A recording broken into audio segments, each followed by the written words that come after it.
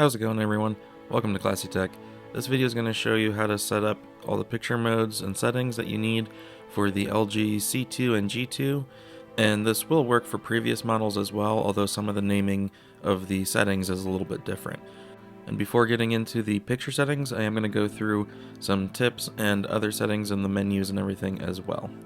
As we go through the picture settings, I'll explain what each one is doing, and if you want to set up your TV accurately, you do it this way, or if you want to play with something, you can do these settings how you want them. It will also cover setting up the game consoles as well as game settings. Alright, so the first tip, hit the mute button a bunch of times and it pops up this little menu on the right, and then you can see towards the bottom it says show LG logo when turning off. So by default that is green, meaning it's on, and it's going to show that logo. If you don't want it to, toggle it off. From there, we're going to hit settings and go to all settings at the bottom. You can customize that left settings menu as well. And we're going to check for updates. So mine is currently up to date as of the making of this video, of course. Then scrolling through some of these menus, there's really not much else in support we want to look at. Under general, there's always ready. So especially right now, there's a bug with the TV where you have to press power twice to turn it on. If you enable this always ready, then it will stay in like a low power state, and then you press the button once and it turns on. You can also have it where it's displaying art after hitting the power button to turn it off, and then you would press the power button again to turn off the art. So it's up to you if you want to use that or not. Alright, below that is the AI settings. For the most part, we're going to have these disabled, but there will be a couple modes where I turn them on for you to play with. Now this menu, the OLED Care, has quite a bit of stuff we need to go over. So first you want to go down here to the energy saving. This is going to be on auto by default. So you definitely want to make sure you turn this off, or it's going to reduce the brightness of the TV. Alright, then you're going to back out of here, and we're going to go down to OLED Panel Care. Here is where you can trigger a manual pixel refresh, which is whenever you get your TV, if there's a lot of banding and issues with uniformity when you first open it, after 20 hours or so, running one of those can help clean that up.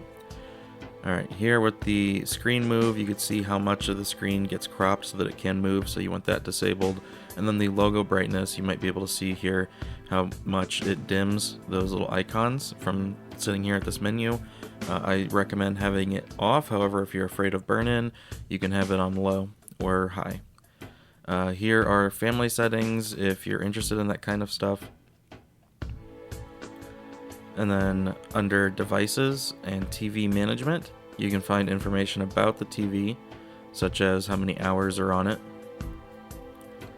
And then there's a quick start option setting there as well. You can go down to HDMI settings. This is your CEC if you want to turn that on or off. And then your deep color, it will automatically do this when you connect a new device, but if you want to do it manually, that's where it's at. External devices is how you can connect a Bluetooth controller or mouse or etc. Then you have your network settings, system, and accessibility. If you need any of the accessibility options, this is what it offers. Alright, now we're going to go to system, and you can adjust language, location, your time zone, safety. Your LG count is here, but we want to go to additional settings, and here you can turn off home auto launch and home promotion settings. And then there's standby light if you don't want the red light on when the TV is off. You can change how fast your pointer moves as well as the size of the pointer.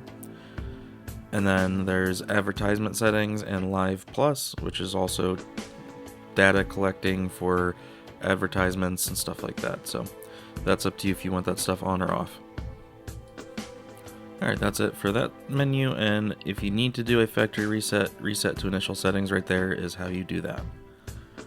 Okay, so now under sound, if you have a ARC or eARC device using HDMI, that was where you can find the settings for it. And then here is eARC, so if you do have a modern soundbar or receiver, you can enable eARC there, and then you can change, if you need to, from auto to PCM or pass-through. Then there's various other settings here, but that's only when using the built-in apps from the TV. And then Here you can change if it's HDMI or Toslink or what kind of cable connection for your external speakers. When you're at this menu, if you just press the red button, you can hide that no signal menu that pops up when there's no signal detected. Alright, now to toggle through the SDR picture settings, starting with Vivid and working our way down. It will default to the auto power save mode. The main ones we want to look at is Cinema, Filmmaker, ISF Expert Bright, and ISF Expert Dark. If you set all of the settings manually to be the same for all of these modes will look the same. So those are the main ones that I look at. Also, you want to make sure that you change from 16:9 to original and turn just scan from auto to on, because some content will be cropped if you don't do that. Alright, so we're going to start with a dark room SDR movie mode, which is what I use ISF Dark for. The OLED pixel brightness, you can set it to your room, however 40 is about 130 nits or so. And then everything else you pretty much leave alone here. And then we're going to go to color. And again, we're pretty much going to leave it alone. We're just going to verify that the color gamut is on auto detect, which is what it should be. You can see when you select native, dynamic, or Adobe RGB how much the colors change, but that's not accurate. And we want to leave it on auto so that it switches with the content. Now if you want to push colors a little bit more similar to live color on Sony TVs, you can come here to this color adjustment setting where there's low, medium, high. User selection is where you can go into actual values for calibrating the colors. However, if you just want to push saturation, that's how you can do it right there with low, medium, high, but it should be off for the most accuracy. Right, now under white balance, you want to make sure that your modes are always in warm 50. Warm 50 is going to be the closest to D65. However, if you're someone who does not like it, and you really don't, then adjust the slider until the white and skin tones look like what you like. However, for accuracy, you want it at warm 50. Everything else here you can leave alone unless you're having your TV calibrated. Alright, for clarity, a lot of this is going to be personal preference. However, adjust sharpness at 10 is fine. 10 and 0 are basically the same. Your noise reductions, you can use low or auto if you are watching a lot of content with a lot of noise and you don't like that look. Smooth gradation works pretty well this year, but I still wouldn't go past low, so I would either do off or low. True motion is your motion settings, your motion interpolation, as well as OLED motion right there is your black frame insertion.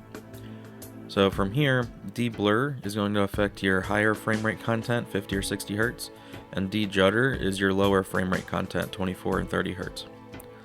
So if you set your de-judder to 1, it's going to be pretty similar to cinematic movement. There's only a slight difference between them. A lot of people will probably like de-judder around 3 though, but if you want it off, then you can adjust Real Cinema, which I do recommend having on. And then once you're done, you can apply it to all inputs so that you only have to do this once for that picture mode. Filmmaker mode, auto start, that's completely up to you, and the blue light filter should not be used for viewing content. That is mainly for using the TV as a monitor and looking at text documents all day, or if you're about to be going to bed. Alright, so back under the AI settings, AI brightness setting will adjust the brightness based on ambient lighting in the room. AI genre will affect the motion and color. It's kind of subtle, but it does do it. And then AI Picture Pro, we'll talk about more in a minute. But for this mode, we're going to leave all of that off. Alright, now we'll do a SDR daytime mode. So you can pretty much leave all of this alone except contrast in this mode for some reason gets pushed to 100, which does cause clipping. So we want to pull that down to 85. And then gamma at 2.2 is fine for daytime mode. And then color is also default at native, which is not good. We want to change that to auto. However, the white balance is warm 50, which is good. Now under clarity, same thing again, set these to how you like. So I imagine this mode being for more TV shows and maybe cable. So if you have a cable box and you want to use the upscaling on the TV better, you can use super resolution. However, super resolution does not activate unless your sharpness slider is turned up to 25. So if you use the super resolution, then adjust your sharpness to 25 and go from there, but that really, any higher than that shouldn't be needed. Alright, so then for the rest of the processing, the noise reductions again, low, auto, off, it's up to you. For the motion, if you want to select a different motion setting for a different picture mode, you can. Alright, now we're going to apply to all inputs again. And now we can go to Cinema, and Cinema you can have, again, you can set these however you want. But if you want to make Cinema an even brighter mode just to play with, or for a super bright room, you can max out the brightness, turn on peak brightness, do what you want.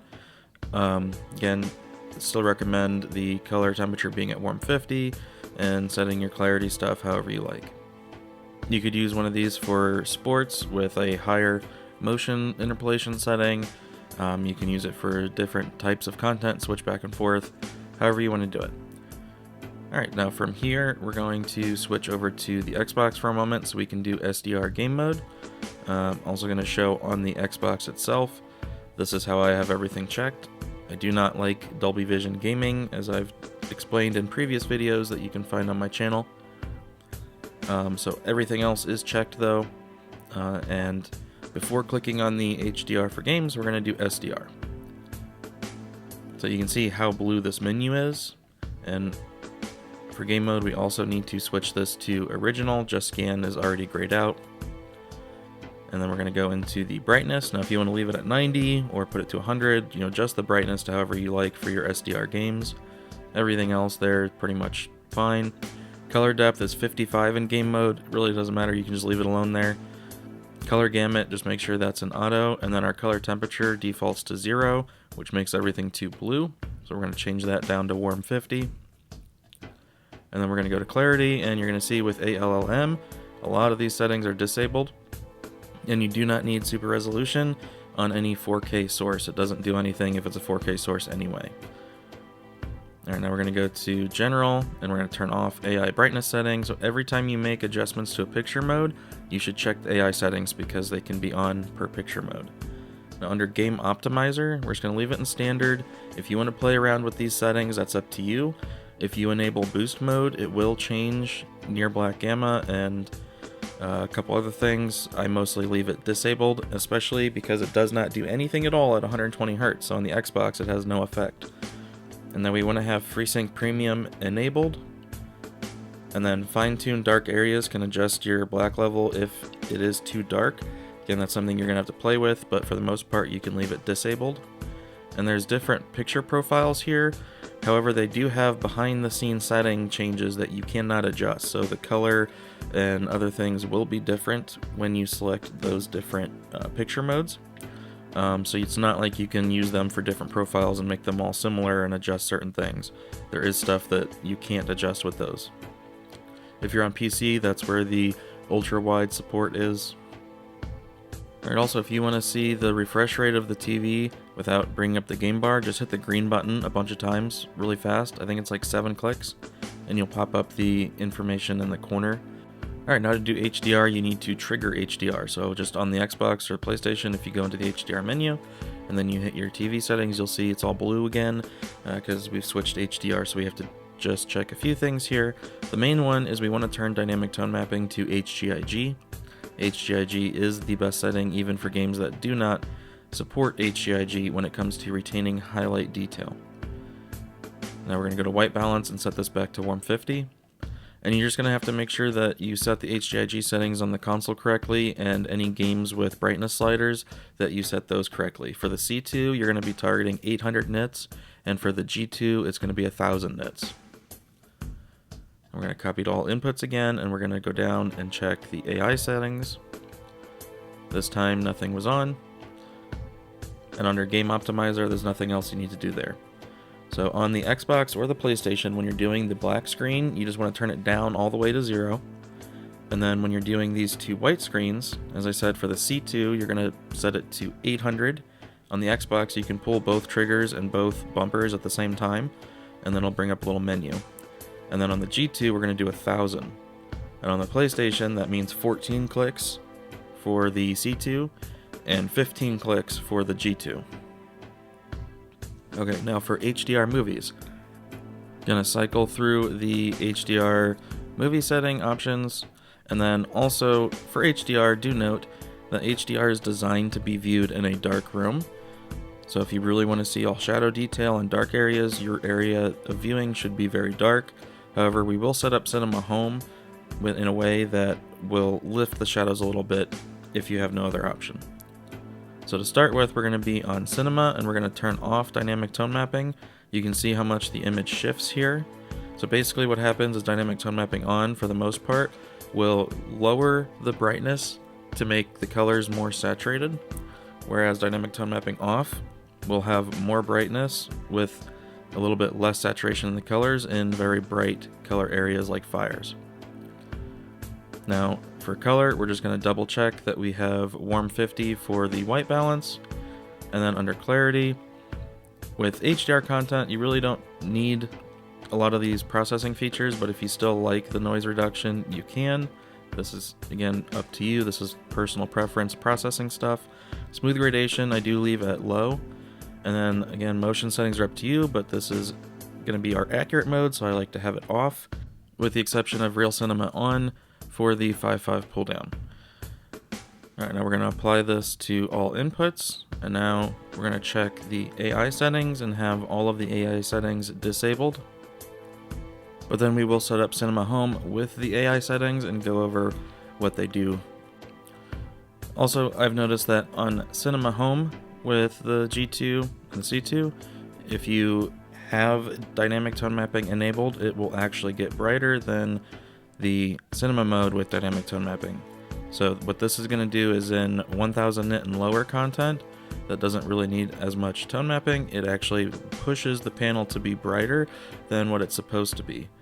So if you are in a bright room, or if you just like that extra brightness and you don't want the accuracy, that's where you can use Cinema Home and then just have dynamic tone mapping on, and it's either going to push brightness more when the scene isn't that bright, or when the scene is too bright, it will bring it down a little bit so that it can show detail as well. Alright, so again, processing stuff up to you. Most HDR content I don't find a need for any of the noise reductions. Super resolution, again, does not work if your source is 4K.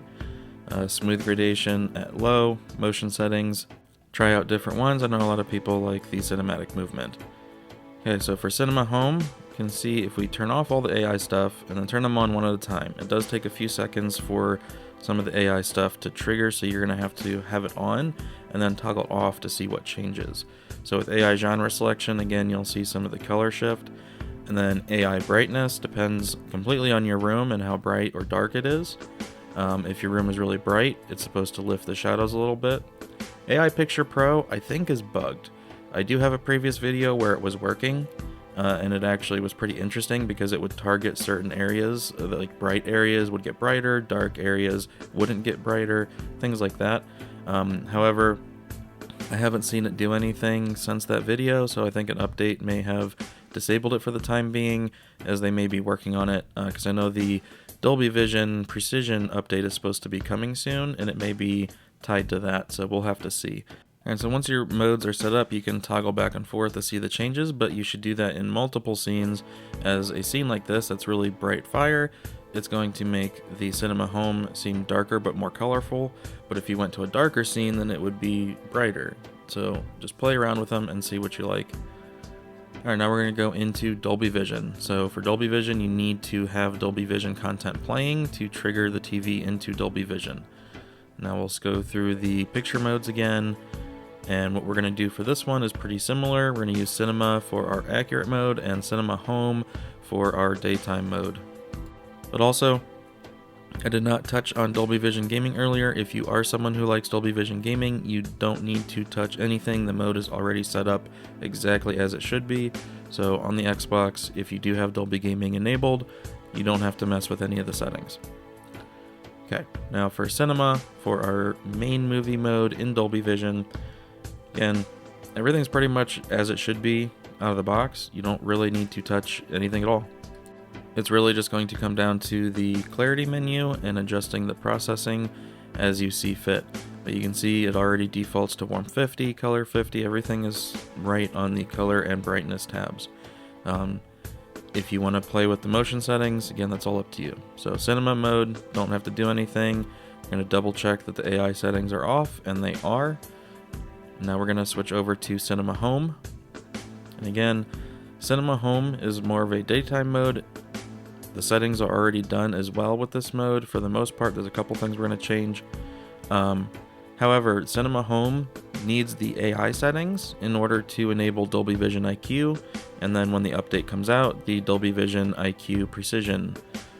So one thing I don't like is that it defaults to sharpness at 20. There's absolutely no reason for that. And super resolution low, again, no reason for that.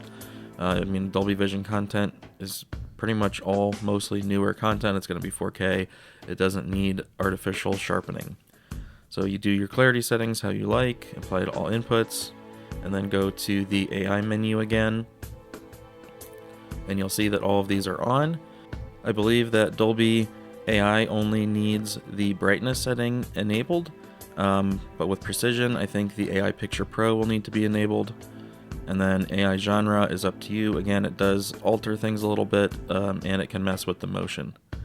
However, if you just want to leave all three of them on, go right ahead and try it out, or you can just disable them and just have a raised PQ EOTF curve in Cinema Home. But if you want it to adapt to your lighting in the room, then you just leave everything on, and you don't have to worry about touching anything. It does what it does. And then you'll have your cinema mode, which is your accurate mode, and then you'll have your Cinema Home, which tries to be accurate as well, while also adjusting the luminance based on your room and what is in the scene.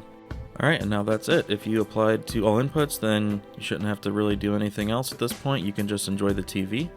And thank you all for watching. I hope this helps you out. And if you aren't subscribed, I would appreciate it if you could. And keep an eye out for more videos on the C2 and G2 in the near future. So, thank you all. Have a good one, and I'll catch you in the next one.